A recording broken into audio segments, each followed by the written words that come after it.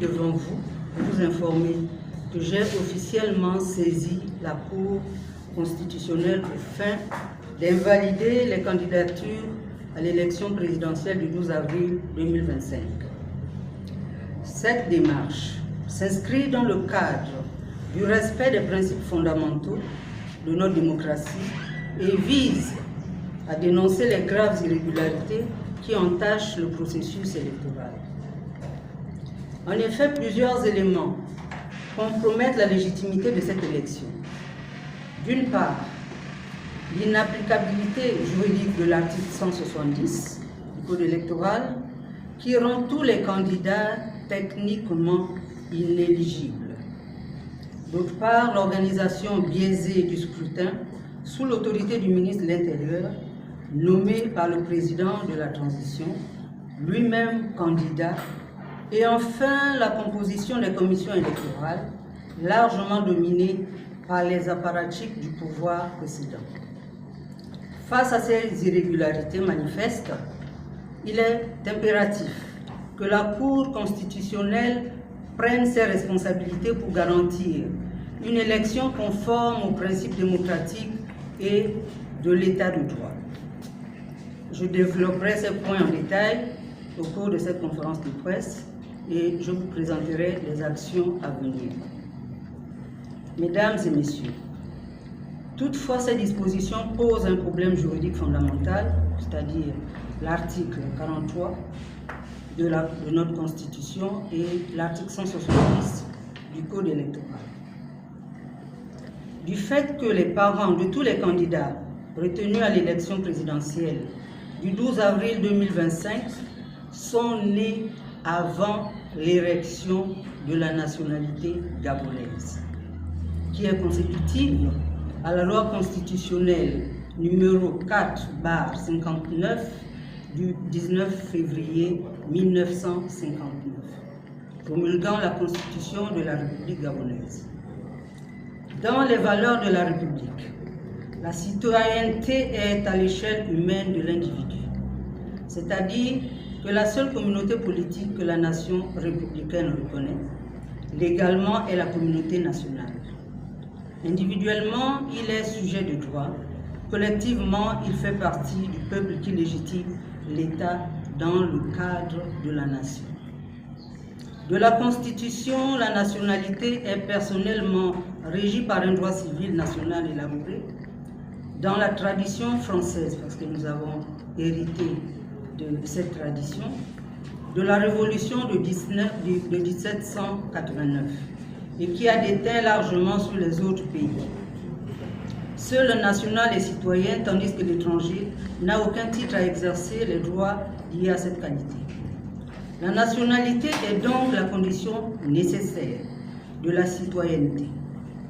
L'accès à la nationalité française est le point de passage obligé pour l'accès à la citoyenneté.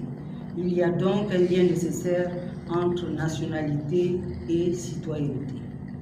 Depuis la Révolution, le mot citoyen condense en lui deux significations conceptuelles distinctes, mais indissociables. Il désigne le national du pays et le titulaire de droits civiques en tant qu'ils sont une seule et même personne. Mesdames et messieurs, avant la date du 19 février 1959, il n'y a historiquement et juridiquement jamais de République gabonaise. Et de facto, cela concerne la citoyenneté et la nationalité gabonaise.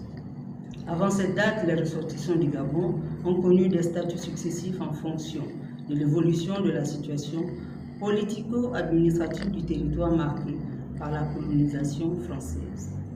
En effet, dès la signature des deux textes que vous aurez après la conférence de presse, la convention passée entre le roi Denis, chef du clan Asiga, en présence des princes Petit Denis, fils du roi, et d'Olinga, d'une part, et le lieutenant de vaisseau Édouard Boué, capitaine de la Malouine, et M. Bocan, capitaine de l'Ompour, délégué de la Chambre de commerce de Bordeaux, de l'autre, le 9 février 1839, au village dans la case du roi Denis, rive gauche de l'actuel Gabon. Deuxièmement, le traité de cession de souveraineté et d'une partie du territoire conclu par le capitaine de corvette Boué avec le roi Louis le 12 mars 1842, l'un des chefs de la rive droite du Gabon. La France a pris progressivement possession des territoires qu'elle érige en colonie sous appellation Gabon, sur lequel vivent plusieurs communautés ethno-linguistiques à partir de modèles sociopolitiques disparates et non constitués en état formel. Par une série de textes réglementaires pris par le président de la République française de l'époque, la colonie est administrée par les militaires, d'abord par le décret du 29 juin 1882 portant création d'un conseil d'administration destiné à être placé auprès du commandant supérieur du Gabon.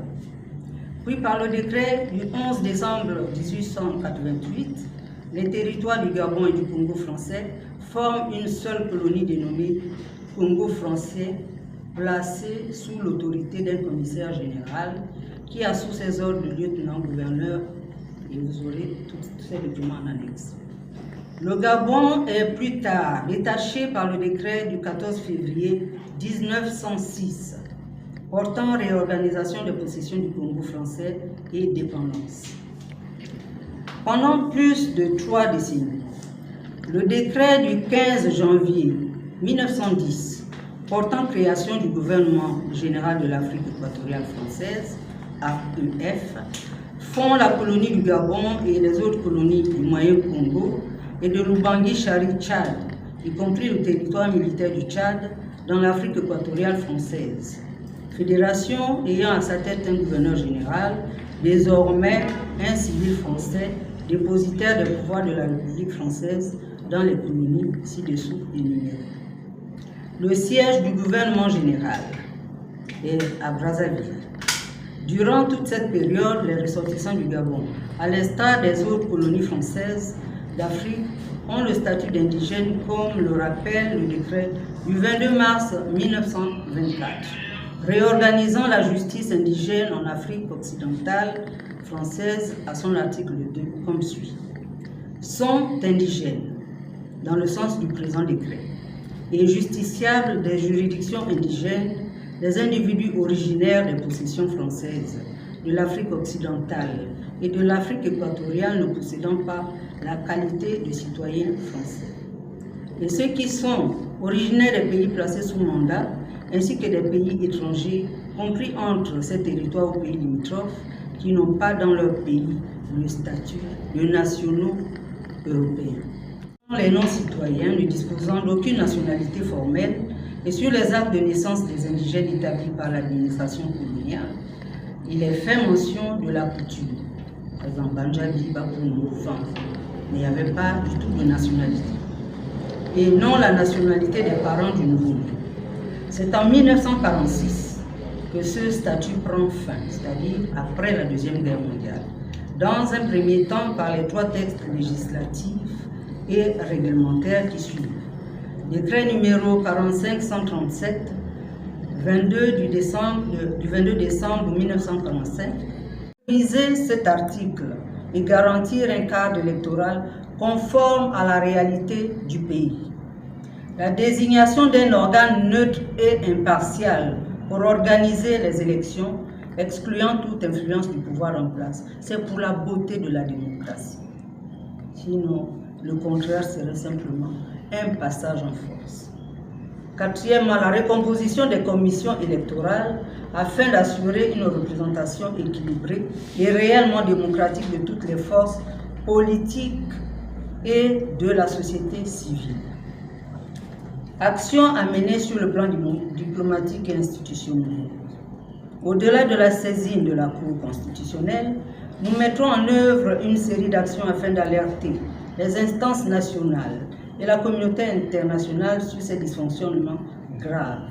Ces actions incluent adresser des courriers officiels aux représentants diplomatiques, les ambassades et les organisations internationales pour leur exposer les violations des principes démocratiques et solliciter leur vigilance et leur soutien dans le cadre de la préservation d'un processus électoral juste et transparent.